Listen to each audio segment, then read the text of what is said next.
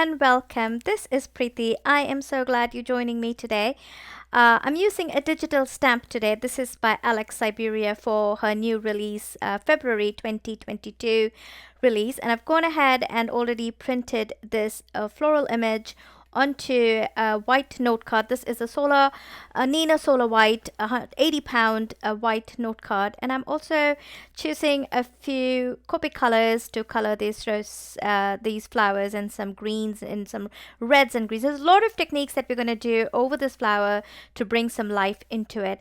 I'm also going to speed up after a while, and you can watch me color with some music, and then I'll be back again to tell you what I'm doing next.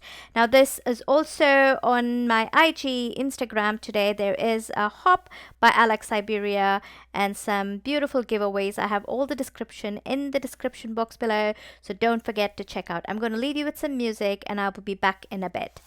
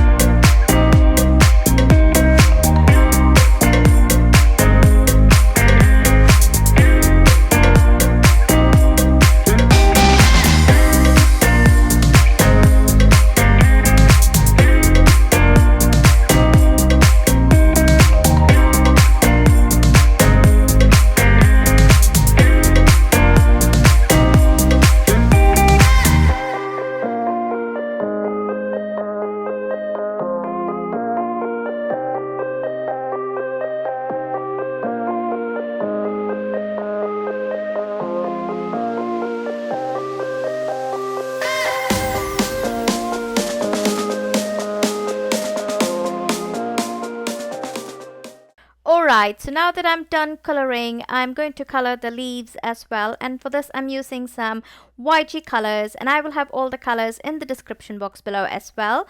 I'm going to leave you with some music again, and I will be back once done coloring.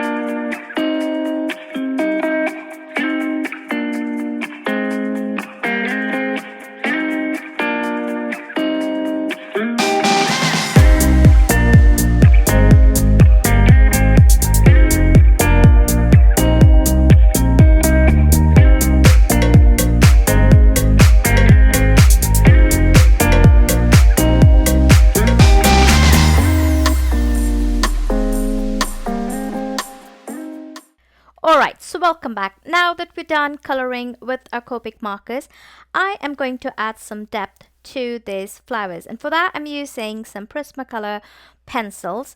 And the pencils that I'm using, this one here, I think it's called deep purple or mulberry or something. Again, I'll have the colors down below, and I'm going to add this deep color wherever the darkest shadow is, so that way I want to make sure that the petals look separated. Keep your eye focused on the largest flower, and then you can see the difference between the larger flower and the smaller flowers, how those petals pop up and they kind of separate, and you can see them all individually separating. You can see from this angle as well. And then I'm taking a brown color pencil here. Now this is not a Prismacolor pencil, this is actually a Faber-Castell pencil, and I'm just mixing and matching these colors, and they seem to work perfectly fine. I wouldn't do it if it is a larger surface, just for smaller surface it's perfectly okay. And then I'm going to blend that with some poppy red, and that poppy red is very close to the R24 that I used from the Copic markers. And once I'm done adding that, I'm going to add some golden yellow onto some of the petals just to give it a little more brightness, so you can see the difference between that larger flower and the smaller flowers, that those petals in the larger ones, you can see them kind of separated, like there's so much of depth and I wouldn't say realism, but kind of realism in those. And I always like the idea of adding color pencils to create that depth. And when I'm using these color pencils, I'm really not pressing it too hard either. Just a tiny bit goes a long way. And we're going to repeat that process with the leaves as well. And I'll just zoom in here in a bit.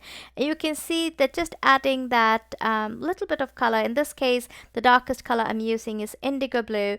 It's a really dark blue, so over the green it almost looks like a dark green, and that kind of adds the shadow areas. So I use the darkest colors for the shadows areas, so it kind of pushes back the shadow areas underneath, so you can see that red flower petal over that green leaf, how beautifully it's laying over it because you've added that extra bit of shadow. And here you can see I'm just showing you that I'm just very lightly fuzzing up this color over it, and then I'm going to blend that indigo blue with a dark green, and then I'm going to take some lime peel here, blend that, and also I'm going to add some yellows and some reds to these leaves as well. Like if you look at roses, rose petals usually have some yellows and reds in them, though this is not exactly a rose. I'm guessing it's some kind of a layered rose. I don't really know what the name of this rose would be, but I'm guessing it's from the family of the roses as well. So I'm just going to add those colors in it. Now I want to add some fabric look to this flower. So the whole idea of this is to create as if I've painted on a burlap or a cloth material with large fabric, linen fabric, like, you know, with those fabric texture. I don't know how to explain it, kind of like the burlap, and you look at it, you see that texture on it, right? So I'm kind of creating that, so the end result was as if it's been painted on a burlap or maybe even on a linen material. And here what I'm doing is for the roses, I've taken the darkest color that I used for the shadow area, and I'm just adding lines in the same direction as the petals, and then I'm also adding horizontal lines and vertical lines, creating those hashtag marks, or more than hashtag, it's kind of plaid. I think I don't know what it is, but the kind of look for the the material for the fabric. And then I'm also taking this lighter cream color and I'm going to go over it once more, and that will bring that hashtag or those marks or this texture that I created a little more visible. I hope you can see it. I've zoomed in quite a bit so you can kind of look at it, but I really like the look of how this flower turned out, and I was just elated with it. I hope you're elated the way I'm elated, really. I really liked how this whole card turned out, and I'm going to repeat that whole thing again onto the other parts of the leaves. For the leaves, I'm using dark green and again the cream to create those stripes, horizontal and vertical stripes. And once I'm done with that, I'm going to fussy cut. From this point onwards, the card is self-explanatory. I just want to talk to you a little bit about the IG hop. Alex Syberia is having an IG hop, and you can check out all the information in the description box below. I have put all the IG hop details, and she's also having some giveaway for this collection, for the February collection. I think she's giving away for 3 winners, and I will also mention, and if you go to my IG hop, I put the link on it, you will have all the details on how to enter to win those prizes. So now that I was done coloring and fussy cutting that image, I just took the stencil from Alter New, and I'm using this Nouveau crystal pot. This is called the Stone Drops in copper color, and I'm going to add a little bit of that using the stencil onto a KRAFT cardstock here. It's a note, not a card, yeah, like a note card, like a card panel here, which is cut at 4 1/4 by 5 1/2, and I'm just going to put this aside to dry. It dries very quickly. Then I'm taking this really old Mama Elephant stamp set, and I'm going to take this beautiful sentiment which reads, "Friendship isn't about whom you have known the longest, it's about who came and never left your side." So true. And I've gone ahead and stamped and embossed that onto a black cardstock, and then I've also added some foam adhesive onto to the back of the floral image, and I'm just going to adhere that onto the stenciled cardstock. And by now the stone, the Nouveau Stone Drops was already nice and dry, so I could adhere both my flowers and my sentiment. Again, sentiment too, I'm using some foam adhesive, and I'm going to add that on top of the flower, just having a little bit of that leaf overlapping onto the sentiment in that corner, so it kind of looks like everything is a part of everything rather than being separate. And then I'm going to add this beautiful pearls here. This is from Crafty Meraki. They released this newly. I forget the name, but I will have it in the description box below. I'm just using the red pot here, and I'm going to just add that in the scattering of different sizes all over my flower.